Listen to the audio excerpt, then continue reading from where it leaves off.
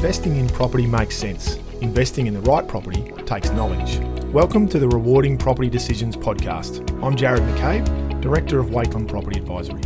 Join me for expert insights into the fundamentals, trends and opportunities to help you create long-term wealth through smart property decisions. Hi everyone, and welcome to episode 47 of the Rewarding Property Decisions podcast. As you've all no doubt read and seen across many different media cycles at the moment, the market in Melbourne, residential property-wise, is going through a bit of a correction. Obviously, the climbing interest rates that we're seeing are having a pretty significant impact on the market in Melbourne, but obviously across the state and across the country really as well. Now, different areas are having impacted differently. I know Adelaide's still ticking along reasonably well. But yeah, certainly Victoria and Melbourne are having a bit of a correction at the moment. But some of the regional areas are probably being hit a little bit harder and coming back with a bit more of a thud, and particularly those that perhaps had unexpected growth patterns over the past 4 to 5 years. And that's generally when some of the regional areas have really soared in terms of values. They've done extremely well. And there's been two schools of thought as to why this is the case.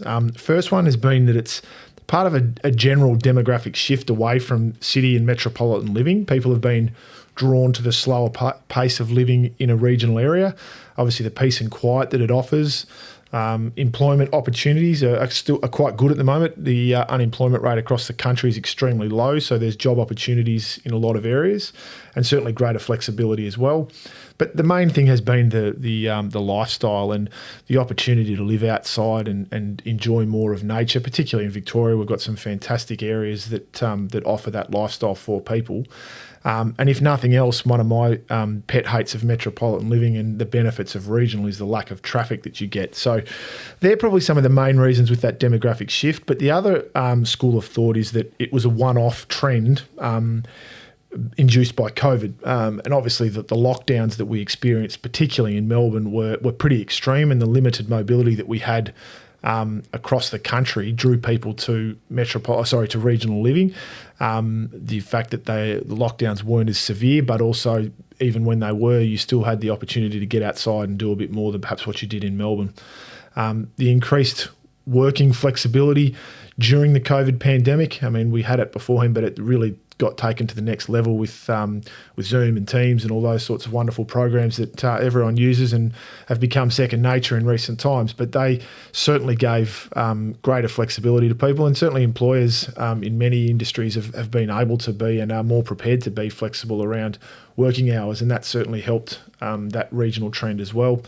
And finally, it's around the health benefits. The fact that you aren't, particularly if you're living in an apartment building, in a high-rise apartment building in Melbourne, living right on top of others, it's far more likely to contract a disease like COVID. Whereas in the regional areas where there's a lot more space and you're not living on top of one another, people felt a lot more comfortable with that. So the question as a result of that is how sustainable has those growth patterns been over that period of time? And one of the concerns, I guess, from a sustainability perspective that we've had is the finite number of people wanting to move to the regions. There's been a huge influx over that period of time, but the question is that sustainable over a long period? And there's obviously a reason why city living has so many more people and regional living is a lot quieter. There's more people that do tend to want to have the accessibility and the opportunities that metropolitan living has. There's obviously more employment opportunities, the lifestyle, albeit different, the accessibility to entertainment, things such as sports to go and watch, the arts that particularly Melbourne offers, the culture, the musicals, the live music, all that sort of thing now that things are back up and running, really do draw people to metropolitan living. And obviously for some, it's the proximity to a lot more friends because they've got it's easier to access, and family as well. So those are big draws for metropolitan living. But the other one from a population perspective and an increasing population perspective is immigration. You generally find that immigrants, when they do move to a new country, prefer to go to a metropolitan area. it makes it a lot easier to assimilate because they're more likely to be able to find others from their country and who will have like-minded beliefs and ideals, and it makes that move far more comfortable and easy. So particularly as a starting point, obviously many will want to get into the Australian way of life, but to start with, to make the move as easy as possible, being in a metropolitan area makes that move a lot easier. And then if you look at it during the pandemic, there really was a significant increase in population in those regional areas. And that was probably more artificial than consistent over an extended period of time. And that led to an increase in demand, not only from a property buying perspective, but also from a rental point of view. Many people wanting to make the move and renting to start with meant that there was a significant increase in demand, but there was not a lot of change in supply because it was such a quick change. And as a result, prices, both from a capital value but also from a rental perspective, jumped really significantly. But in order, as I said, for that to be sustainable and for that to continue to grow at those sorts of rates, the regional migration needs to continue as well. But in fact, it's not. It's now starting to dry up. And we're starting to hear a lot more that people are making the move back to the city from the areas, whether that's from a regional area or whether it's from interstate, where they've perhaps moved to as well, because it hasn't been, or it now isn't what they need. Now, not everyone will do that. Many love the lifestyle that they've encountered and have and will make the move permanent and stay put for good. However, many are also realising that it's not for everyone and that perhaps they do prefer the metropolitan style. As an example, Melbourne's population growth is now certainly back on track to overtake Sydney. I think it's just after 2030. Now, this was delayed somewhat with domestic migration, people moving out of Melbourne, but they're certainly starting to come back, and we're seeing a lot more of those trends as Melbourne is a very attractive destination. And immigration is certainly starting to come too. So not just from expats, but from other people who see Australia and Melbourne specifically as a great spot to live. Now, it's really important. The one thing that I would like to mention is to distinguish some of the regional areas apart from the larger regional cities. So areas such as Ballarat, Bendigo and Geelong, I don't typically, not that they're metropolitan, but I don't typically include them as a regional area because they offer many of the benefits and are far more sustainable long term. They're very close to Melbourne, so it makes that journey really easy. They've got fantastic services. They've got great infrastructure. Public transport is really good to get in and around not only the cities themselves, but also back to the metropolitan areas, and the roads and accessibility is very good. They've got fantastic medical facilities, education facilities, all those sorts of things. So they can hold their own, and they're very self-sustaining. So they're not typically as risky, I guess. Risky is probably not the right word, but they're not as likely to suffer from a significant change longer term. But so for many of those who have made the change and are starting to have second thoughts, it's really important to consider, I guess, what the reason for the move or the purchase that you perhaps have made was in the first instance. So were you looking to make the move permanent? That was always the intention, or perhaps were you looking at a short-term move just for during the pandemic? So you've purchased a property just for that period. Perhaps you were looking at it as just a holiday home, or perhaps it was just an investment property. That was why you were buying the property. But it's important to analyse whichever one of those categories that you were in as to whether or not that's going to be the case going forward. So from a permanent move perspective, are you enjoying the move? Have you really achieved the goals that you wanted to? Are you getting the benefit of the lifestyle that the regional area you moved to? And do you still want to be there? Are you really enjoying those sorts of things, or have circumstances changed now? If it was from a short-term move perspective, you're only ever doing it from the pandemic, are you happy to go back to the city? Or perhaps you really have enjoyed it, you've settled in well, and now you do want to make the move permanent. So important to ascertain where you sit in that space, and then to look at, well, has it served its purpose, or could the money that you've invested in that property in that area be better used and better served elsewhere? Could you invest it in other areas? If you did it from a holiday house perspective, was it just to be the short term, or were you now going to use it as a holiday home on an ongoing basis? And are you going to get the use out of it? Perhaps now that international and domestic travel and movement is far more readily available, perhaps you won't use the holiday house as much as you perhaps would have thought you would.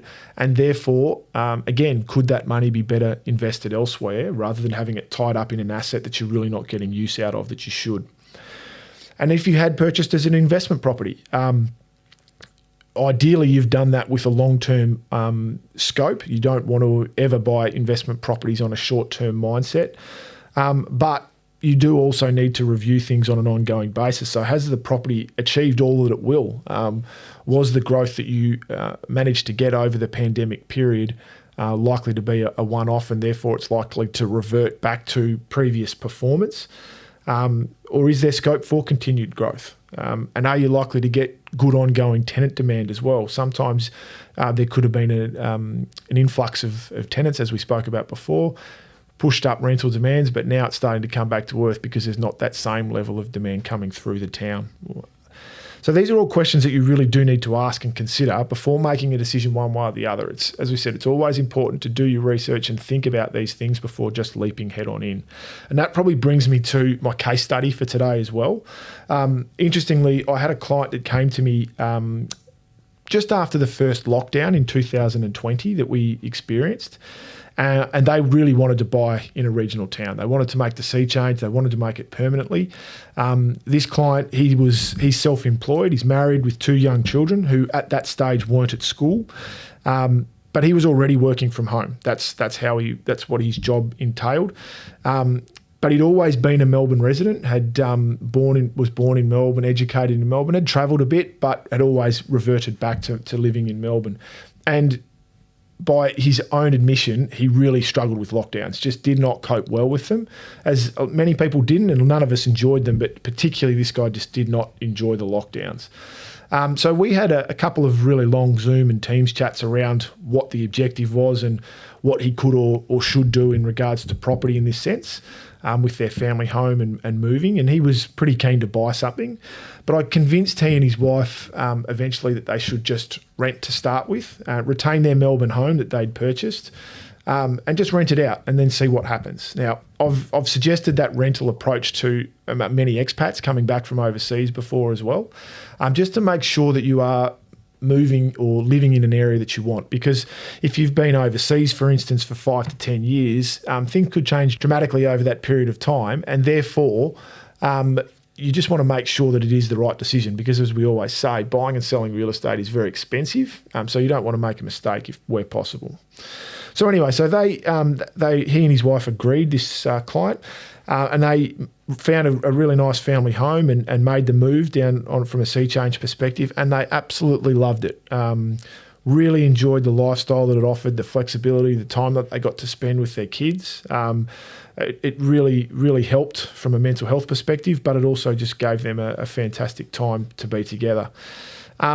And then I got a phone call from him about mid last year, and they were starting to have thoughts around whether or not they might like to move back to Melbourne. They really enjoyed their time, but now that there was greater flexibility around, they wanted to spend more time with their family. I think grandparents were pretty keen to have them back in Melbourne.